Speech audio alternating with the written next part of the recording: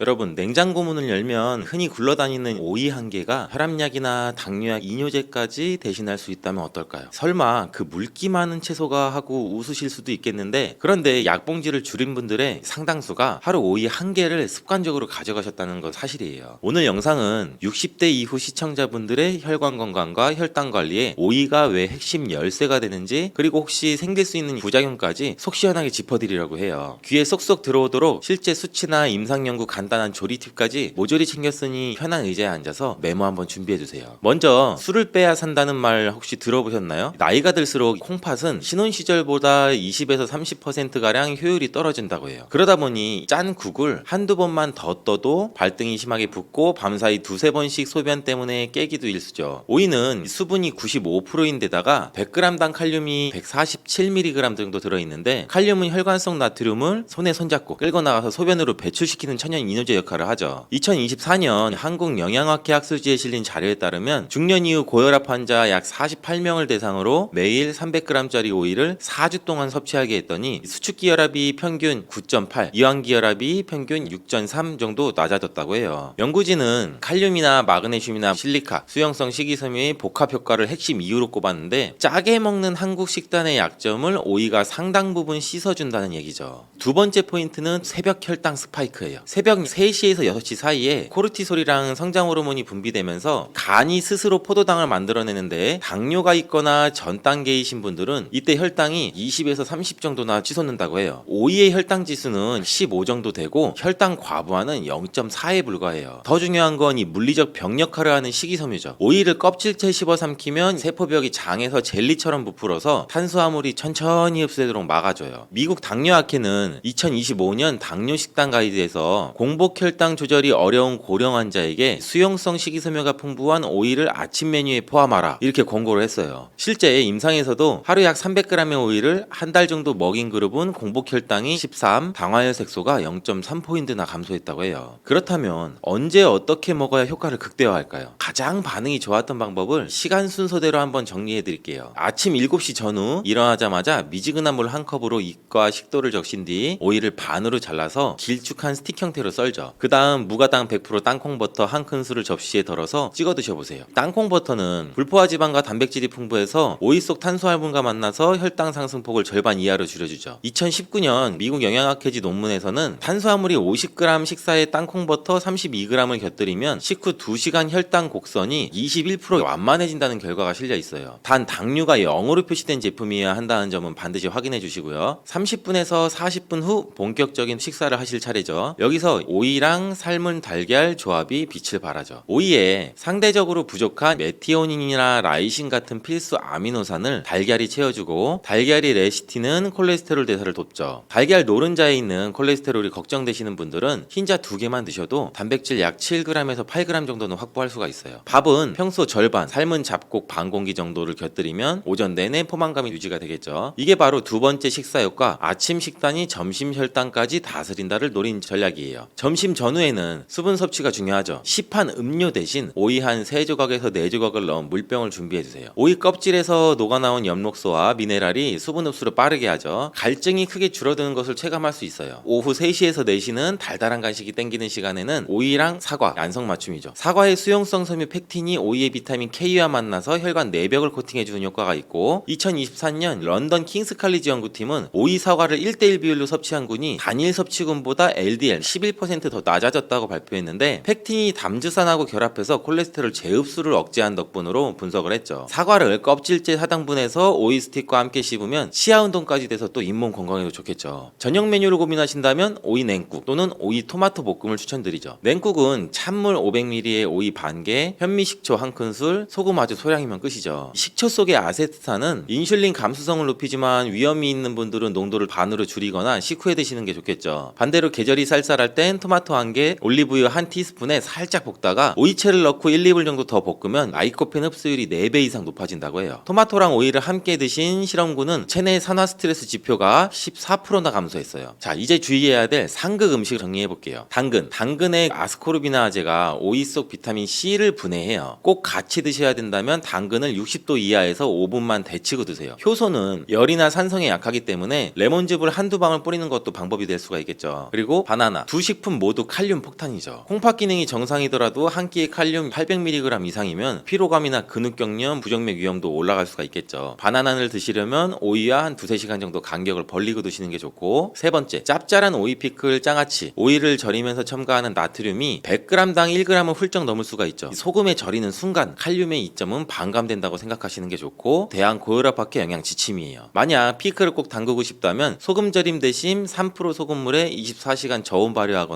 소금을 절반으로 줄이고 허브나 식초로 간을 맞추는 것이 좋겠죠. 네 번째, 위 12지장 궤양 역류성 식도염이 있으신 분들은 나로이는 찬 기운이 강하고 섬유질이 거칠어서 속쓰림 트름을 유발할 수가 있어요. 얇게 썰어서 약불에서 약 1-2분 정도 살짝 굽거나 뜨거운 국에 살짝 데쳐 드시면 부담이 정말 줄어들어요. 다섯 번째, 고칼륨혈증 위험약을 복용 중이신 분, 그리고 이뇨제를 드신다면 하루 오이 섭취량을 100에서 150g 이하로 조절하고 한 달에 한 번은 혈청 칼륨 검사를 한번 받아보시는 것도 좋아요. 오이를 드실 때 반드시 껍질까지 드시라고는 말씀드리죠. 껍질에는 어느 채소보다 엽록소나 플라보노이드, 실리카가 많이 들어있죠. 단 잔류 녹약이 걱정되신다면 흐르는 찬물에 약 30초, 그 다음 굵은 소금 한 꼬집을 겉을 살짝 문질러 보세요. 서울대 식품안전연구소 시험 결과 이 방법만으로도 농약이 약 85% 이상이 제거됐다고 해요. 베이킹 소다에 5분 담그면 더 좋지 않나요? 하고 물으시는데 실험에서는 큰 차이가 없었어요. 흐르는 물이랑 물리적 마찰이 가장 경제적이고 효과적이라는 거죠. 그래도 나는 속이 냉해서 오이만 먹으면 배탈이 난다 하시는 분들을 위해 한 가지 비밀 레시피를 드릴게요. 오이 반 개와 껍질째 썬 생강 3조각, 따뜻한 보리차 200ml를 믹서에 20초간 갈아보세요. 생강의 진저롤이 위를 따뜻하게 보호하고 오이 특유의 찬 성질을 중화해줘요. 달달함이 필요하다면 스테비아 분말을 작은 티스푼으로 약 4분의 1 정도만 넣으시면 또 혈당 부담도 많이는 없겠죠. 오이 섭취의 적정량을 알려드리면 하루 오이 중간 크기 1개가 기본, 더 더운 날이나 부종이 심한 날에는 1개 반까지, 위장이나 콩팥이 약할 때는 한 반 개 정도 줄이시면 되고, 체중 관리 목적이라면 2끼를 오이 중심 식단으로 취한해도 칼로리는 하루 100에서 150kcal 밖에 늘지 않는데 포만감 덕분에 자연스럽게 총 열량이 떨어지는 효과를 얻을 수가 있어요. 실제로 2025년 유럽 비만학회 발표에 따르면 저녁 간식을 오이 스틱 150g으로 대체한 60에서 75세 여성 112명은 12주 만에 평균 3.6%를 감량을 했다고 해요. 다시 한번 말씀드리면 오이는 칼륨이나 수분, 식이섬유 덕분에 혈압이나 부종을 낮추고 나트륨을 배출하는 데 도움을 주죠. 그리고 혈당 지수가 15로 새벽과 식후 혈당 스파이크를 완화할 수가 있고, 피세틴, 쿠커비타신, 실리카가 혈관벽과 뇌세포를 보호하죠. 오이는 한 개의 칼로리가 45kcal로 칼로리가 적은 반면 비타민 K는 하루 권장 섭취량의 62%, 비타민 C는 14%를 섭취하도록 도와줄 수가 있죠. 오이와 땅콩 버터, 달걀, 사과, 토마토, 식초와는 궁합이 좋고, 당근, 바나나, 짠 피클은 위험과는 상극이분으로 조절이 필요하죠. 이제 냉장고 속 오이를 바라보시는 눈이 달라지셨나요? 아침에 오이 스틱, 오후 사과 오이 샐러드, 저녁엔 토마토 볶음 중 하나라도 바로 실천해보세요. 다음 건강검진에서 혈압계, 혈당계 숫자가 바뀌어 있을 거예요.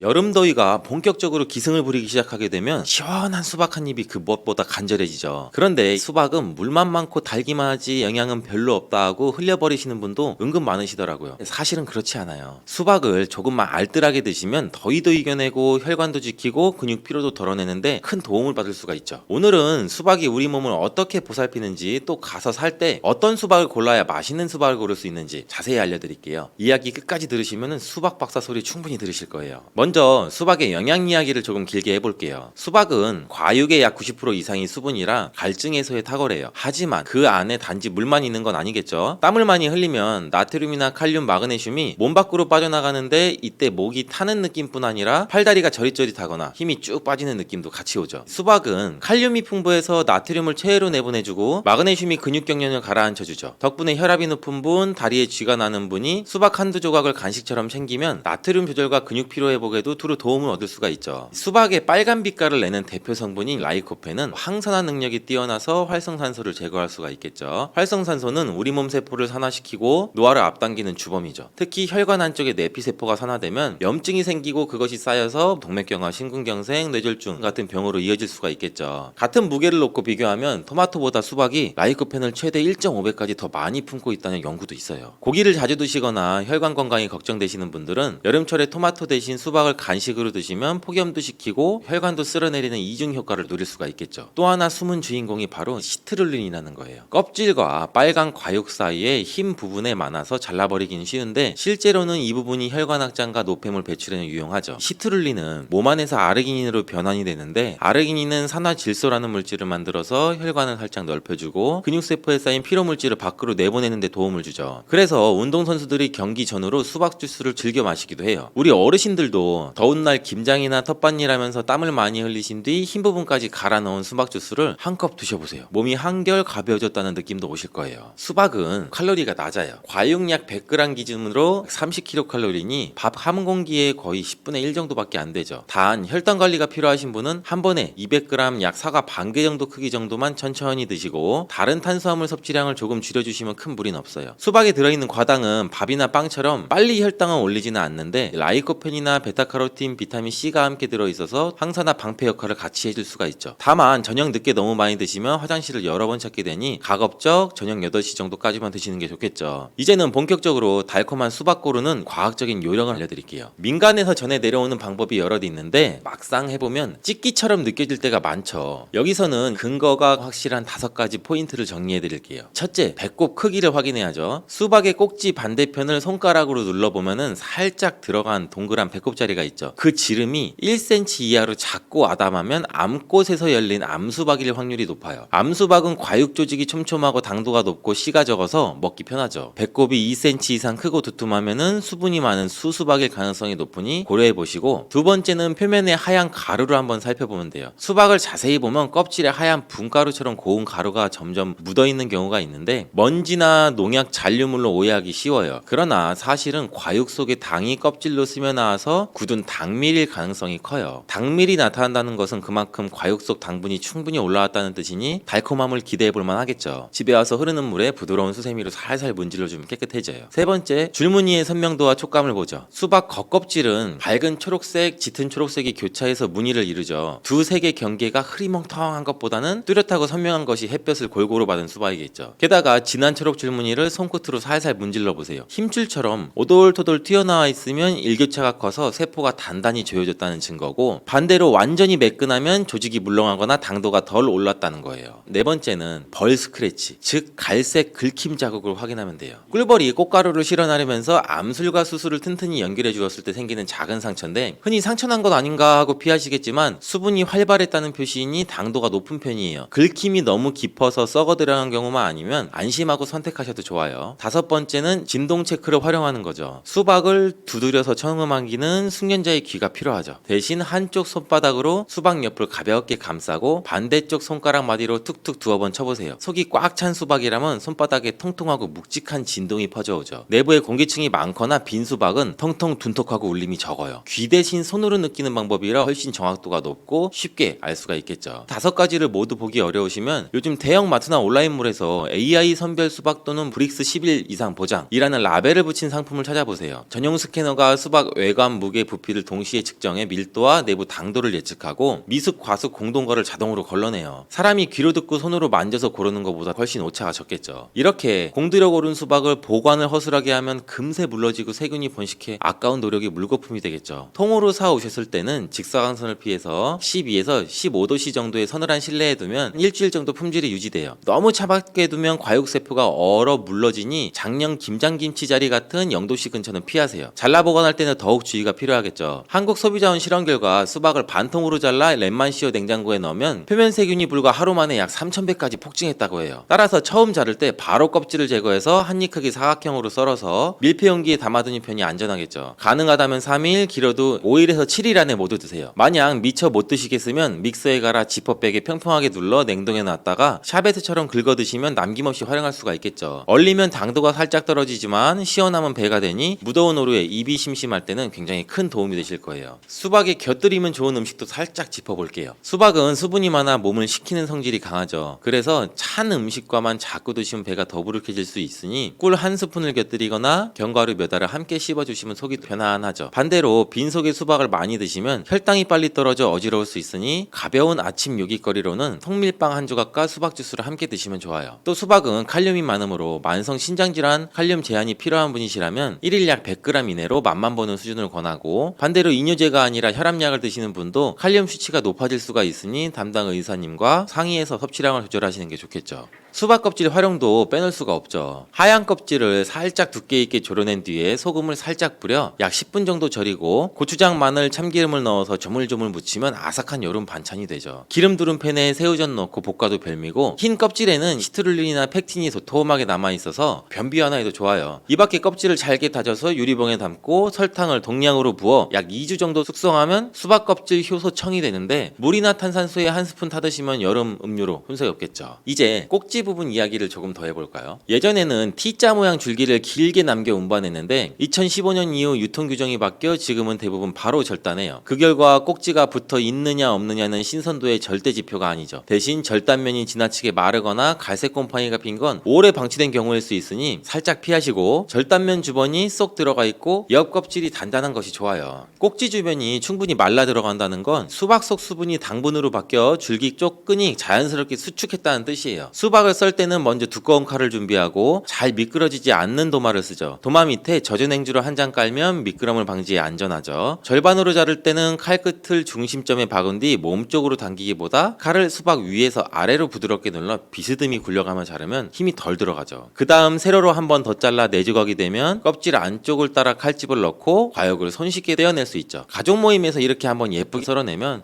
역시 우리 집 최고 칼잡이라는 소리를 들으실 거예요. 수박 드실 때 주의할 점도 있죠. 수박과 맥주를 동시에 많이 마시면 체내 수분이나 전해질 균형이 깨져서 탈수 증상이 더 심해질 수가 있어요. 또 한방에서 수박은 성질이 차갑고 보기에 몸이 냉하고 손발이 늘 차가운 분은 한꺼번에 많은 양을 드시기보다 실온에 약 10분 정도 주었다가 한두 조각만 천천히 드시는 걸 권해요. 반대로 열이 많고 소변이 자주 붉거나 진한 분, 갈증이 심한 분한테는 수박이 갈증과 열을 내려주는 데는 무척 유익하죠. 수박은 갈증을 해소하는 데 그치지 않고 라이코펜으로 혈관을 지키고 시트룰린으로 근육 피로를 풀고 칼륨과 마그네슘으로 혈압과 경련을 완화하는 여름 종합 영양 과일이죠. 고를 때는 배꼽이 작고 줄무늬가 선명해서 흰 닭밀이나 벌 스크래치가 살포시 있고 손바닥에 찰진 진동이 느껴지는 녀석을 택하세요. AI 선별 라벨이 붙어있으면 더욱 믿음직하고, 집에 오면 바로 깨끗이 씻고 한 입 크기로 썰어서 밀폐 용기에 담아서 약 3에서 5일 안에 드시고, 남으면 주스나 샤베트, 껍질 반찬으로 알뜰하게 활용 한번 해보세요.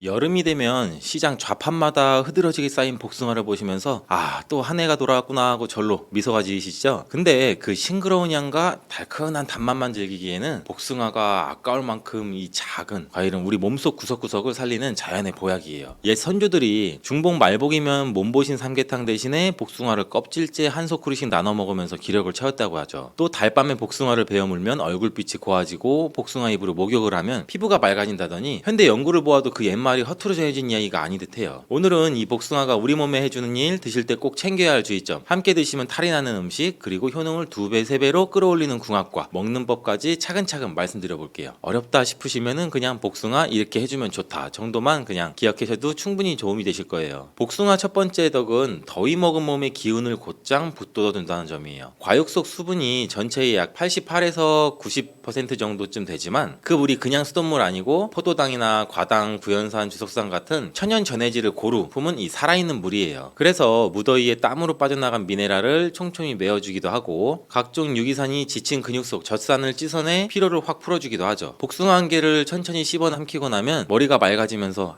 목구멍까지 생기가 찼구나 하는 느낌도 받으신 분도 많을 거예요. 두 번째로는 혈관을 매끈하게 닦아주는 거예요. 복숭아 껍질과 과육에 든 페놀 화합물, 특히 클로로겐산, 네오클로로겐산, 그리고 수용성 식이섬유 펙틴이 혈중 LDL 콜레스테롤을 잡아 끌어서 대변으로 함께 내보내기도 하죠. 칼륨도 꽤 많아서 짠 음식을 통해 들어온 나트륨을 소변으로 배출시켜서 혈압을 부드럽게 낮춰주기도 해요. 실제로 65세 이상 고혈압 환자를 대상으로 한 국내 소규모 실험에서 하루 복숭아 한 개씩 4주 동안 먹인 결과 평균 수축기 혈압이 약 5 정도 가까이 내려간 사례도 보고된 바가 있어요. 세 번째는 항암이나 항노화 힘이에요. 색을 나타내는 베타카로틴, 루테인, 라이코펜 같은 이 카로티노이드와 각종 플라보노이드가 활성산소를 소광로처럼 청소해줘서 세포 유전자가 삭는 거를 늦춰줘요. 미국 워싱턴 주립대학교 연구진이 복숭아 추출물을 유방암 세포에 처리했더니 정상 세포는 그대로인 채 이 암세포 증식이 뚝 끊겼다는 결과도 유명하죠. 폐나 간이나 대장, 피부 세포에서도 유사한 보호 효과가 확인되고 있어요. 네 번째는 피부 미용이죠. 복숭아 추출물이 멜라닌 생성 효소 티로시나아세를 억제해서 기미나 주근깨를 옅게 하고 과육 수분이 진피층까지 스며들어서 여름처럼 갈라진 피부에 촉촉함을 채워주죠. 타닌이나 마그네슘이 피부 탄력을 높여서 이 모공을 오므려주니 얼굴이 한 톤 밝아졌다는 말을 듣기도 쉽죠. 무엇보다 복숭아를 껍질째 드시면 과육보다 5배 가까이 많은 섬유질이 장을 청소해 피부 트러블 원인을 함께 없애주기도 해요. 다섯 번째, 장 건강과 변비 개선이죠. 복숭아 섬유질은 불용성과 수용성이 반반이라 대변 부피를 늘려주고 장성 유익균에게 먹이를 공급해 배변 리듬을 고르게 맞춰주죠. 위염이나 위궤양, 신장결석, 방광결석 예방에도 식이섬유가 큰 몫을 한다는 점도 잘 아시죠. 여섯 번째는 여성질환과 뼈 건강. 복숭아는 따뜻한 기운이라 손발이 차고 아랫배가 뻐근한 여성에게 아주 잘 맞아요. 복숭아씨 한약에서 도인은 예로부터 월경불순 생리통에 쓰였고 과육 속 칼슘, 인, 마그네슘, 베타카로틴은 폐경 이후 급격히 줄어드는 골밀도를 붙드는 데 도움이 돼요. 일곱 번째, 신경안정과 숙면. 복숭아에는 마그네슘, 구연산, 아스파라긴산이 풍부해서 과도한 교감신경 흥분을 눌러주고 아미그달린, C보다는 과육에 더 많아요. 이 아미그달린이 심리적인 긴장을 또 완화해주기도 하죠. 잠자기 한두 시간 전에 작은 복숭아 한 개를 드셔보세요. 속이 거북하지 않으면서도 마음이 차분해져서 열대야 불면에 큰 도움이 될 수가 있어요. 여덟 번째, 금연, 숙취, 해독. 앞서 말씀드린 알카리성 유기산들과 아스파라긴산이 간 해독 효소를 자극해 니코틴과 알코올 대사산물을 빠르게 배출시켜요. 흡연자에게 복숭아를 꾸준히 먹였더니 소변 니코틴 배출량이 70% 이상 늘었다는 국내 연구 결과 흡연 배우자님께 살짝 전해보세요. 잔소리보다 효과가 더 좋을지도 몰라요. 이렇듯 이로운 복숭아지만 드실 때 몇 가지 주의도 필요하겠죠. 첫 번째는 알러지. 복숭아 껍질에 솜털과 과육 단백질이 항원으로 작용해서 입술이 부어오르고 가려움증, 두드러기를 일으킬 수가 있어요. 예전에는 없던 분이 중년에 갑자기 나타나기도 하니 새로 사신 복숭아를 드실 때는 한두 조각만 먼저 맛을 보고 몸 반응을 살피시는 게 좋죠. 둘째는 과도한 섭취로 인한 복통이나 설사. 섬유질이 많아서 한 번에 3-4개씩 드시면 장이 놀라서 배가 아플 수가 있어요. 성인 기준으로 하루 1개, 대형은 약 반 개 정도면 충분하고요. 셋째는 씨앗 독성. 복숭아 씨에는 아미그달린이 다량 들어있어서 많이 삼키면 씨앗나물 중독 위험도 있죠. 껍질은 가능하면 드셔도 씨앗은 꼭 버리세요. 네 번째는 이 당뇨 환자의 혈당이 급격하게 올라갈 수가 있어요. 복숭아 자체 GI는 약 30에서 50으로 낮은 편이지만 잘 익어 물렁물렁하면 흡수 속도가 빨라져요. 단단한 천도 복숭아를 껍질째 한 3분의 1에서 반 정도만 식후 간식으로 드시면 무리가 적어요. 함께 먹으면 탈이 나는 음식도 한번 알아두셔야겠죠. 기름기가 많은 장어나 삼겹살, 버터류와 같은 고지방 식품을 복숭아와 곧바로 섞어 드시면 복숭아에 든 유기산이 지방을 잘게 부수지 못하고 소화기관을 자극해서 복통이나 설사를 부를 수 있어요. 또 인삼이나 홍삼처럼 열이 강한 보양식 바로 뒤에 복숭아를 많이 섭취하면 상반된 기운이 충돌해서 속이 메스꺼울 수가 있죠. 반대로 복숭아와 찰떡궁합인 음식들도 있죠. 시원한 블루베리나 자색 포도 같은 베리류는 복숭아와 색이 달라서 항산화 스펙트럼을 더 넓혀주고 요구르트나 그릭 요거트 속 유산균은 복숭아 팩틴을 먹이 삼아 장내에서 더 잘 자라게 해줘요. 아침에 오트밀 혹은 현미밥 조금과 복숭아 블루베리 요거트를 한 그릇에 담아 드시면 혈당도 안정되고 포만감도 오래가니 추천드려요. 견과류를 한 두어 알 곁들이면 비타민 A나 E 흡수가 훨씬 좋아져 눈 피부 보호에 시너지 효과를 나죠. 복숭아 맛과 효과를 살리는 먹는 방법도 챙겨볼까요? 딱복, 단단한 복숭아를 좋아하시면 실온에서 23일 정도 숙성시켰다가 껍질째 얇게 썰어 드시고, 물복, 말랑한 복숭아는 구입 이후 이틀 안에 드시는 게 향과 단맛이 최고예요. 씻을 때는 흐르는 물에 살살 문질러 솜털을 씻어내고 껍질째 드실 분을 마지막에 속은 한 꼬집 푼 물이나 식초물에 30초 담갔다가 빼면은 농약 걱정을 덜 수 있겠죠. 냉장 보관은 약 15도 정도가 적당하지만 너무 차게 두면 단맛이 또 죽을 수가 있겠죠. 드시기 1시간 전에 실온에 꺼내 두시고 반대로 실온에 두고 자주 드실 땐 바람이 잘 통하는 그늘에서 종이봉투에 하나씩 떨어뜨려 담아두면 3일 정도 상태가 유지가 될 수가 있죠. 조금 색다르게 즐기시려면 복숭아 구이를 한번 권장해드려요. 껍질째 반으로 갈라 씨만 빼고 달군 프라이팬에 버터 한 점 대신 올리브유 몇 방울 두른 뒤 중약불에서 겉면에 살짝 갈색줄이 생길 정도만 앞뒤를 구워요. 당분이 농축돼 한층 달콤해지고 엽산이나 폴리페놀 함량도 생것보다 약 1.5배 이상 높아진다는 보고도 있어요. 잔술 즐기신 다음날 아침 구운 복숭아 위에 플레인 요거트를 한 숟갈 얹으면 숙취 해독과 위보호를 동시에 할 수 있으니 참고 한번 해주세요. 날씨가 너무 더우면 얇게 썬 복숭아를 얼음틀에 넣고 생수나 자스민차를 부어 얼음으로 만들어 두셨다가 물 대신 우려 두셔도 좋아요. 복숭아 고르는 법은 어렵지 않아요. 전체가 고르게 연분홍빛을 띠고 손바닥으로 살짝 눌렀을 때 탄성이 느껴지면서도 깊이 들어가지 않으면 속까지 잘 익은 복숭아예요. 껍질에 자연스럽게 자연스러운 노란 반점이 든 것은 햇볕을 오래 받아 당도가 높다는 표시니 너무 매끈한 것만 고집하지 않으셔도 돼요. 종이에 하나씩 싸두었다가 선물하실 때는 꼭 껍질은 깨끗이 씻어 가능하면 같이 드세요 하고 말씀해 주셔도 돼요. 하루 섭취 권장량을 정리해 드릴게요. 60대 이상이라면 혈당이나 위장을 고려해 소형 복숭아 기준 하루 1개면 충분하고, 평소 과일을 잘 안 드셨다면 처음 일주일은 반 개 정도로 시작해 장과 피부 반응을 살피시고 속이 편안하면 1개로 늘리세요. 콩팥 기능이 떨어져 칼륨을 제한받는 분, 과일 알러지가 있는 분, 수술이나 치과 시술을 앞두고 이 혈액 응고제를 드시는 분들은 반드시 주치의와 상담 후에 양을 한번 조절하시기를 권장해드려요. 이렇게만 챙기시면 복숭아는 여름 한철 잠깐 반짝이는 과일이 아니라 당신의 혈관과 장, 피부와 뼈, 그리고 마음까지 보듬어주는 든든한 건강 동반자가 될 거예요. 시장에 가셔서 향긋한 복숭아 한 상자 들고 오신 뒤 솜씨 따라 생것, 구이, 샐러드, 주스 등으로 골고루 즐겨보세요. 달콤함 뒤에 숨어있던 자연의 은혜가 어느새 당신의 하루를 더 가볍고 상쾌하게 만들어줄 거예요.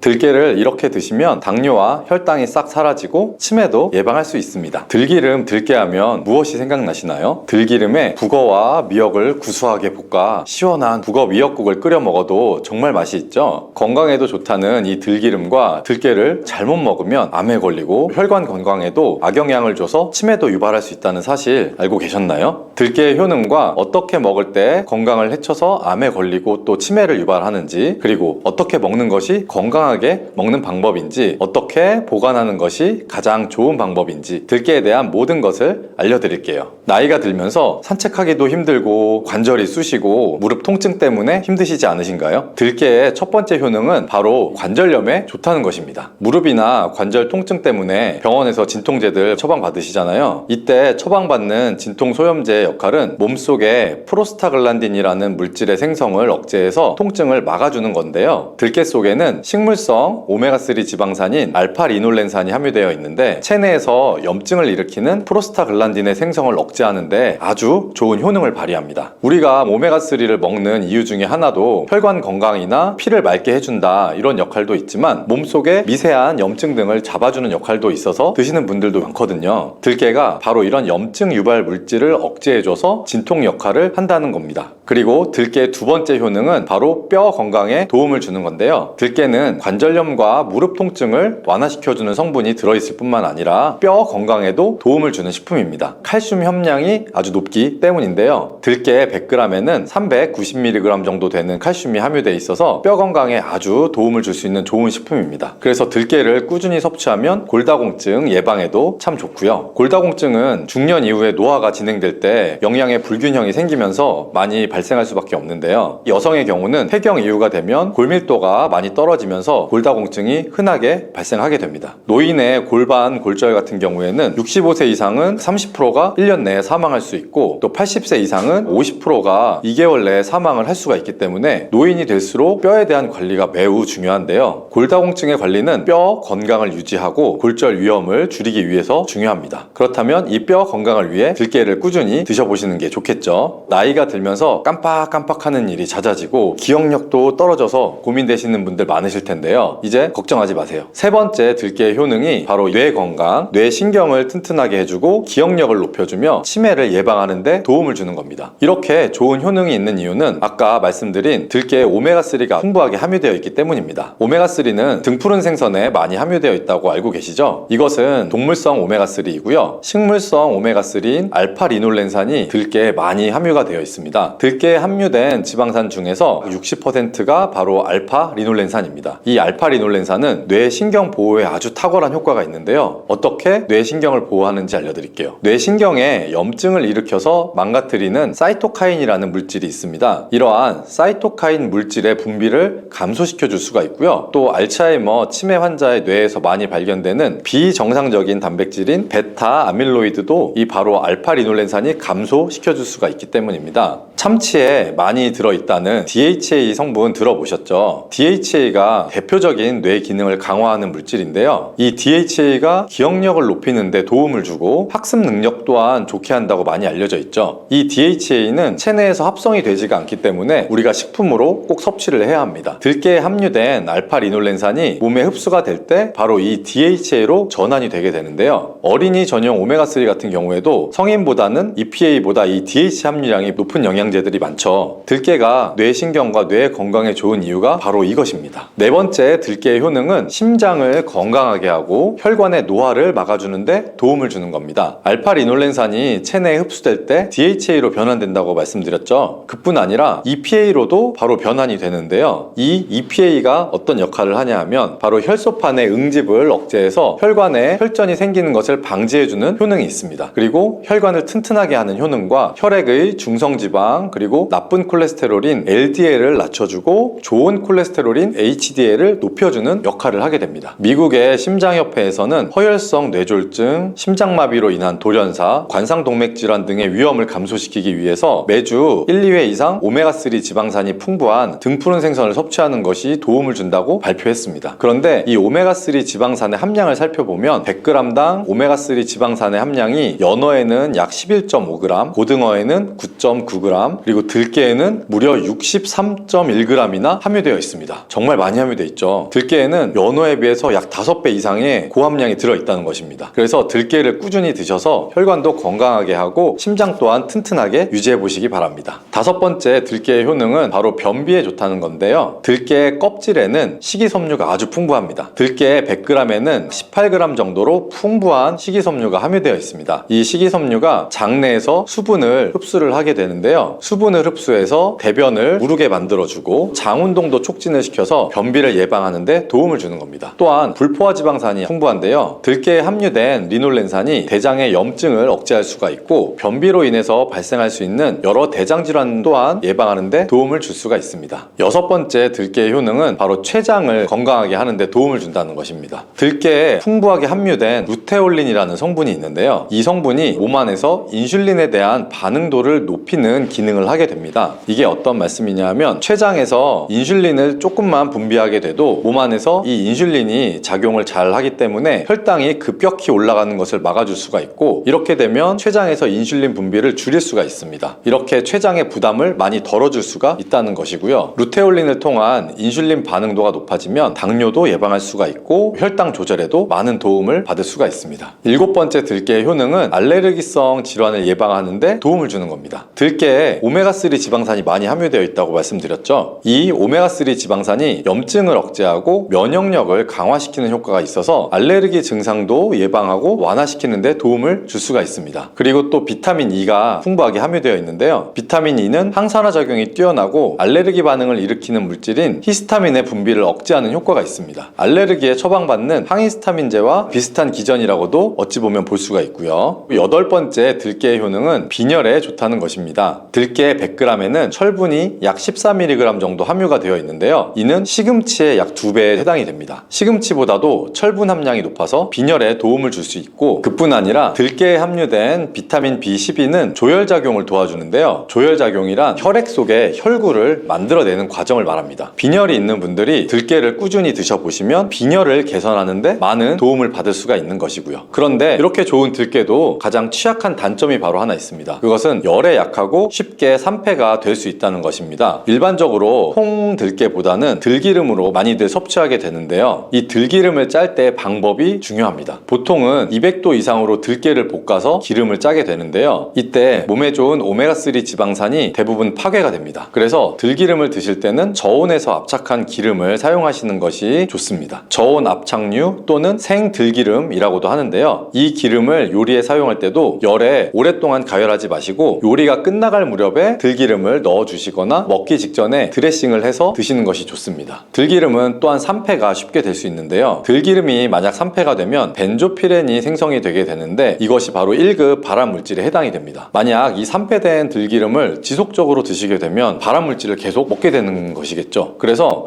들기름의 사용기한을 지켜주는 것이 좋은데요. 보통은 2달 이내로 빨리 드시면 가장 좋고요. 만약 개봉을 하셨다면 1달 이내 소비하는 것을 권장해 드립니다. 보관하는 방법도 중요한데요. 신문지나 검은 비닐 등으로 감싸서 빛을 차단하고 밀봉해 준 상태에서 반드시 냉장 보관하시는 것이 좋습니다. 실온에 두면 들기름의 산패는 급속히 진행이 될 수가 있습니다. 그런데 이 들기름을 오래 보관할 수 있는 방법도 있는데요. 있는데요. 그것은 참기름과 섞어서 보관하는 것입니다. 참기름에는 비타민 E와 세사몰이라는 성분이 있는데요. 이 성분이 산패를 막아주는 데 도움을 줍니다. 이 세사몰이라는 성분은 참기름을 고온에서 볶거나 기름을 짜는 과정에서 생성되는 물질인데요. 이 때문에 다른 기름에 비해서 참기름이 산패가 느리고 지속성이 좋은 것이죠. 그래서 들기름과 참기름을 7:3 또는 8:2 정도로 섞어서 보관하시면 조금 더 오래 보관하실 수가 있습니다. 그런데 들깨를 기름으로 드시게 되면 들깨의 껍질은 섭취할 수가 없는데요. 들깨 껍질에는 몸에 좋은 식이섬유와 대표적인 항산화 물질인 폴리페놀 성분들이 많이 들어 있습니다. 그래서 들깨를 제대로 드시려면 들기름보다도 통들깨 자체로 드시는 것이 좋습니다. 마트에 가면 통들깨보다는 들깨 가루를 많이 판매하는데요. 들깨 가루는 산패가 빨리 될 수 있기 때문에 통들깨를 구매해서 드셔보시길 바랍니다. 통들깨를 구매하시면 그 안에 작은 돌이라든지 이물질이 들어있어서 세척을 잘 해주셔야 하는데요. 세척하는 방법을 알려드릴게요. 먼저 들깨를 물에 담가서 씻어주시고요. 그리고 물 위에 뜨는 것들만 채로 걷어서 옮겨주시기 바랍니다. 이렇게 하면 바닥에 이물질만 남는데요. 이것을 버리고 또 물에 담가서 씻고 물 위에 뜨는 것만 채로 걷어서 옮겨주시면 됩니다. 이 작업을 3-4번 정도 반복해주면 되는데요. 이렇게 하면 통들깨를 깨끗하게 세척할 수가 있습니다. 깨끗하게 세척한 통들깨는 자연 건조 해주셔도 되긴 하지만 시간이 오래 걸리니까 팬에 담아서 약한 불로 건조시켜 주거나 쉬운 방법은 전자레인지를 이용해 보셔도 됩니다. 전자레인지를 이용한 건조 방법을 알려드릴게요. 세척한 통들깨를 접시에 담아 주시고요. 이렇게 해서 5분 정도 돌려주시고 상태를 한번 확인합니다. 아직 좀 건조가 덜 됐을 수 있는데요. 한 번에 오랜 시간 전자레인지에 돌리면 들깨가 탈 수 있기 때문에 이렇게 5분 정도씩 돌려가면서 상태를 한번 확인해 주시고 완전히 건조될 때까지 이 작업을 해주시면 됩니다. 완전히 건조된 통들깨는 그냥 스푼으로 떠서 드셔도 되고요. 먹을 만큼씩 믹서기에 갈아서 음식에 넣어서 드셔도 되고 통들깨 자체로 음식에 넣어서 드셔도 됩니다. 이렇게 하시면 들깨를 산패되지 않은 상태로 신선하고 건강하게 버리는 것 없이 드실 수 있습니다.